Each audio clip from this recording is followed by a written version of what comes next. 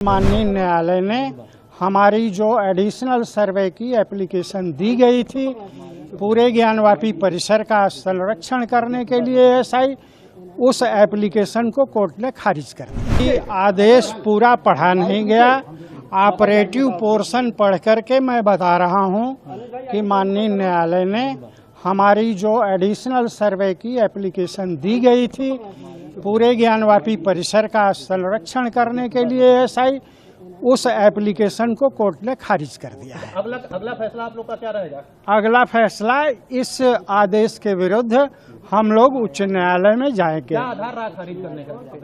अब आधार तो पढ़ा नहीं गया, अभी नहीं बता सकते। क्या आप लोग मांग क्या थी आप लोग? केवल यह है कि हमारी एप्लीकेशन खारिज हो गई। ऑपरेटिव पोर्शन पढ़ करके मैं बता रहा हूं, पूरा आदेश पढ़ा नहीं गया है, पूरा आदेश पढ़ा जाएगा और निर्णय लिया जाएगा। अभी तक क्या किस तरह की याचिका थी, किस मामले पर सुनवाई थी, किस पे फैसला आया था, क्या मांग किया था आप लोगों ने? हमने मांग यह किया था कि पूर्व में जो एएसआई सर्वे हुआ था और जो आख्या फाइल की गई थी वह इस न्यायालय के आदेश दिनांक 8/4/2021 के अनुपालन में नहीं था। 8/4/2021 में न्यायालय द्वारा स्पष्ट रूप से आदेश दिया गया था कि एएसआई 5 लोगों की एक टीम बनाएगी जिसमें एक अल्पसंख्यक वर्ग का व्यक्ति भी होगा और किसी सेंट्रल यूनिवर्सिटी से आर्कियोलॉजिकल सर्वे का एक्सपर्ट भी मंगाया जाएगा।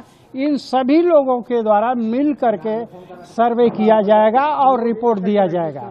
जबकि पूर्व में जो रिपोर्ट दी गई है एएसआई के द्वारा वो केवल एएसआई ने किया है, इस प्रकार की टीम फार्म ही नहीं की गई। इसलिए 8/4/2021 का जो आदेश हुआ है, जिसे माननीय उच्च न्यायालय ने भी कन्फर्म करते हुए इस न्यायालय को आदेशित किया था कि यदि पूर्व में एएसआई की आख्या जो है वह 8/4/2021 के आदेश के अनुरूप नहीं पाया जाता है तो एडिशनल सर्वे के लिए कोर्ट आदेश करेगी। इस आदेश का इस न्यायालय ने मेरे अभी तक संज्ञान में जो आया है, जो ग्राउंड्स हुआ है, उसका उल्लंघन किया है और यह आदेश गलत है। आपने मांगा था कि जो वजूखाना जो सीज है उसकी भी मांग आपने की थी, 100 मीटर नीचे जाकर के मांग साइलेंट सर, वो भी तो कहीं ना कहीं उन्होंने इग्नोर किया है आपकी मांग को। वजूखाना माननीय उच्चतम न्यायालय के आदेश से सील नहीं किया गया है, वह संरक्षित करने का आदेश दिया गया है डीएम को, और इस प्रकार संरक्षित करने से उसको सील नहीं कर दिया जाएगा। और एएसआई ने पूर्व में यही कह करके कि माननीय उच्चतम न्यायालय ने उसे सील किया है, इसलिए उसका सर्वे किया ही नहीं। तो पार्ट ऑफ प्रॉपर्टी का सर्वे हुआ ही नहीं और सील का आदेश भी कोई नहीं है सुप्रीम कोर्ट का। दूसरी बात यह है कि जो सेंट्रल डोम है, माने जो बीच का गुंबद है, वही उसी के नीचे स्वयंभू विश्वेश्वर का ज्योतिर्लिंग है। उस पर पूर्व के सर्वे में कोई खुदाई नहीं की गई थी।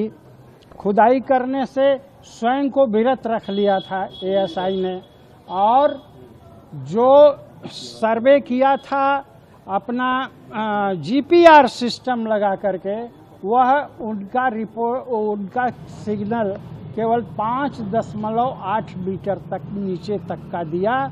उसके नीचे मलबा और बड़े बड़े बोल्डर्स पत्थर के मिले, जिसके कारण नीचे का रिपोर्ट नहीं दे सका। हमारे तरफ से यही मांग की गई थी कि इस बिल्डिंग को, इस ढांचे को बिना नुकसान किए इससे हट करके कुछ दूरी पर 4x4 का ट्रेंच खोद करके एएसआई नीचे से उस पर, उस सेंट्रल डोम के नीचे पहुँचे और उसकी विस्तृत सर्वे करे और इसकी रिपोर्ट न्यायालय में देवे। लेकिन किन कारणों से इस न्यायालय द्वारा हमारा प्रार्थना पत्र खारिज कर दिया गया है, इसको हम लोग उन ग्राउंड्स को पढ़ेंगे, देखेंगे और देख करके उच्च न्यायालय में इसके विरुद्ध अपील दाखिल करेंगे अगर ये माना जाए कब तक जा सकते हैं आप high court? With in limitation 30 दिन का जिला न्यायालय के लिए है और 90 दिन का उच्च न्यायालय के लिए है। दोनों चीज़ों को हम लोग अभी कंसीडर करेंगे कि हमको जिला न्यायालय में जाना है या उच्च न्यायालय में जाना है।